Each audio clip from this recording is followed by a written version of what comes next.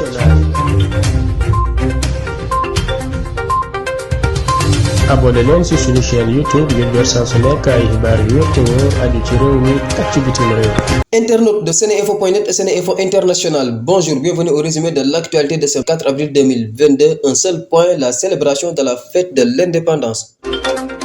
La République du Sénégal célèbre ce 4 avril l'anniversaire de ses 62 ans d'indépendance sur le thème Force de défense et de sécurité et résilience nationale. En raison des travaux sur le chantier du BRT, le défilé marquant cette édition a eu lieu à la place de l'Indépendance en format réduit. Le président Macky Sall a saisi l'occasion pour décorer 5 personnalités dans l'ordre national du Lion. Il s'agit de Moustapha Niasse, président de l'Assemblée nationale et ancien premier ministre, Idrissa Seck, président du Conseil économique, social et environnemental et ancien premier ministre, Pape Diop, ancien président de l'Assemblée nationale et du Sénat, Aminata Mbengue Ndiaye, présidente du Haut Conseil des collectivités territoriales et Aminata Touré, ancien premier ministre et ancienne présidente du Conseil économique, social et environnemental. Le chef de l'État a été décoré à son tour par le grand chancelier de la présidence de la République. Auparavant, il a procédé à une décoration militaire à la place de l'Indépendance où s'est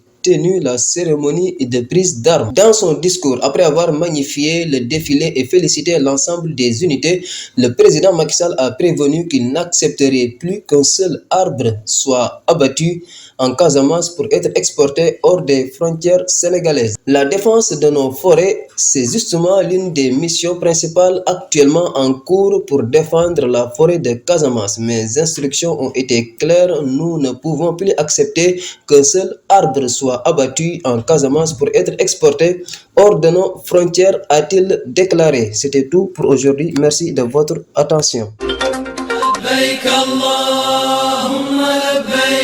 labbayk la sharika lak labbayk. yéen mbokki jullit yi dëkkee Amérique te bëgg a dem umra wala aj Màkka wax leen alhamdulillah yàlla indil na leen almadina international travel ak imam Mouhammad Sakho mën ci umra ak pèlerinage ndax liggéeyam bu set te sell dina ànd ak yéen ci umra ci biir koor gi du 10 avril au 21 avril 2022 te lépp lu jëm ci seen visa seen hébergement ci ay hôtel 5 étoiles ci biir Makka ak Médine ak seen transport ak ay guddi yu xam te mën a jàngale aj ak umra dinañ leen gunge ci lu jàppandal ngeen am juróomi fan ca Médine am juróomi fan ca Makkatal Mukarram ci ay package yu bari te wuute à partir de $3,999 seen xëdd ak seen ndogu ca Makka ak Médine c'est gratuit ki leen defal bile xéewal mooy Al Madina International Travel ànd ak imam Mouhammad Sakho te kat umra ci weeru koor day mel ni nga ànd ak yonent bi di aj Makka